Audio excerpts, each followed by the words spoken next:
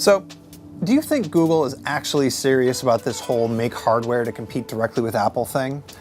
What about the fact that they just hired 2,000 engineers from HTC to make phones? And what about the fact that they're releasing 2 phones today? And what about the fact that these phones have actually really bold design, and they may already have incredibly good cameras, and they feel more like Google phones than they do Android phones? You see, this is the Pixel 2, and this is the Pixel 2 XL, and looking at these 2 phones, I'll tell you what, Google is very serious about making hardware. So as I already said, there's 2 models. The Pixel 2 has a 5-inch screen. It's got these squared off corners and these giant bezels on the top and the bottom. While the Pixel 2 XL has a much larger 6-inch screen.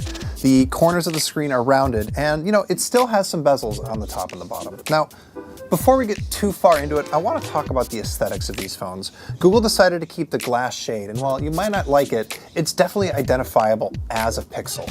And there are lots of little design touches here that are just kind of fun. I mean, look at these neon power buttons, and the glass shade on this white one, it's black, so it's got this whole Stormtrooper vibe. But look, I'm just gonna say it, these phones are not as flashy as the Galaxy S8 or even the iPhone X. For example, the screens aren't truly edge to edge. They've got those big bezels that I mentioned, but they're here for a reason. It's because they're front-facing stereo speakers inside there. Overall, I think it's fair to say that these phones are more utilitarian or pragmatic than other flagship smartphones. If I had to pick a single word to describe the design, I'd actually go with Scandinavian.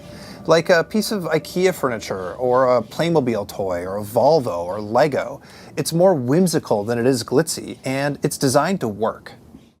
Both phones are available for pre-order right away, and they're going to be shipping on October 19th. The smaller Pixel 2 comes in 3 colors, blue, black, and white.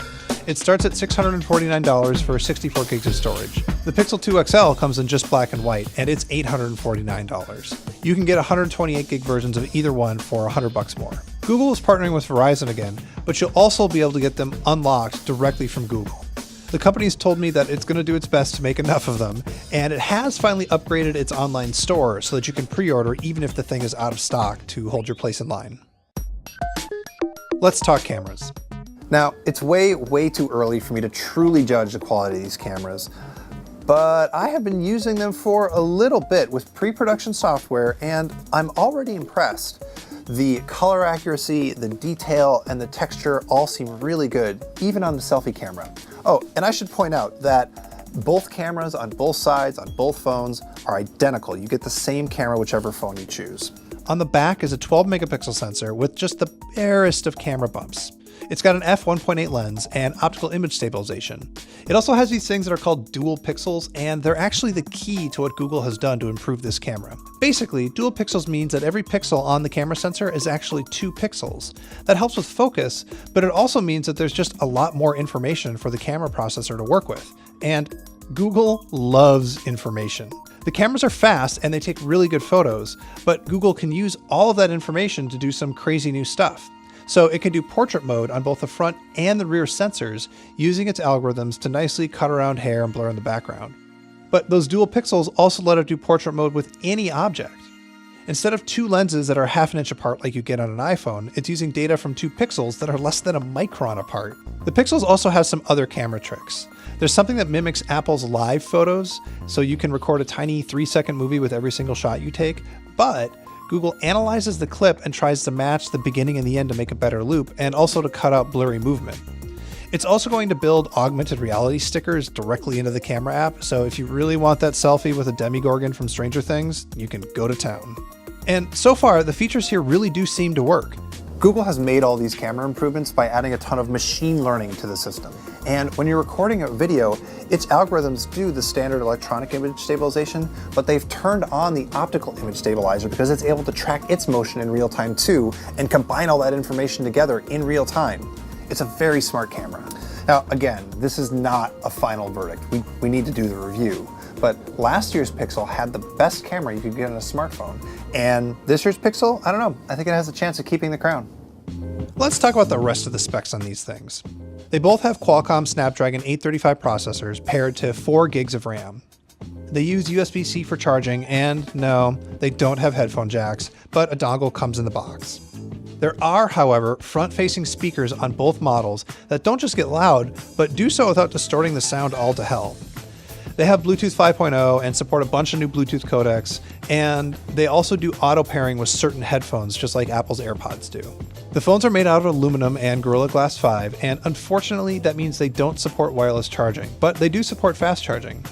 Google says they're IP67 resistant, which means that they're splash proof, but they're not really fully waterproof. Really, the only notable difference between these two phones are the screens. The Pixel 2 has a 1920 by 1080 screen, and the 2 XL is 2880 by 1440, which is an 18 by 9 tall aspect ratio. Google says that it's using the sRGB color space if you care about that, and it's also really proud of this 100,000 to 1 contrast ratio it has for super deep blacks. We can't say if they're going to actually be any better than what you'll get on a Samsung or an iPhone 10, but they do look pretty good to me. And you know, this is as good a place as any to mention that Google is also releasing a new version of its Daydream View VR headset that works with these phones. They have new lenses that are sharper and give a wider field of view. They've been redesigned to let in less ambient light, and there's a top strap too if you're going to be wearing them for a long time. There's even a new heat sink on the flap that draws heat away from the phone.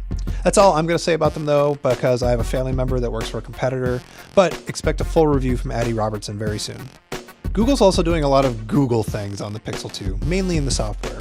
It's added a new gimmick that lets you quickly launch the Google Assistant by squeezing the phone. It takes some getting used to. The trick is to squeeze it really fast like you're hitting a button, not grip it super hard like you're trying to crush it. I don't know, I think it's fine.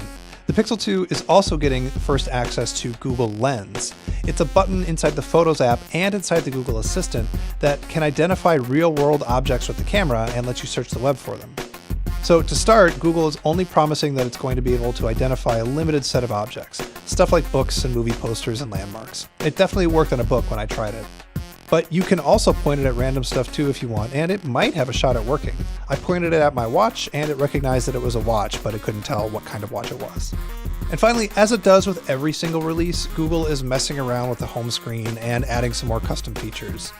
This time, the button to search Google has been integrated at the bottom on the app dock, and then up top, there's a new At a Glance widget that will show your next appointment. There are now better live wallpapers that are basically like little movie clips on your home screen. And last but not least, Google has updated the camera software. It integrates a little bit better with Google Photos now. Are these the world's most powerful phones? Nah. They don't have the world's most powerful processor, and they definitely don't have the world's most amazing screen. Where Apple and Samsung can hit you in the face with hardware advances, Google has to play a more subtle game. Like I said before, where these other companies are flashy, Google is being pragmatic. But it is trying to take advantage of the strengths that Google does have. The Assistant, the home screen, the camera, all the machine learning, all of it is there so that Google's algorithms can figure stuff out for you automatically. And that's always been Google's promise.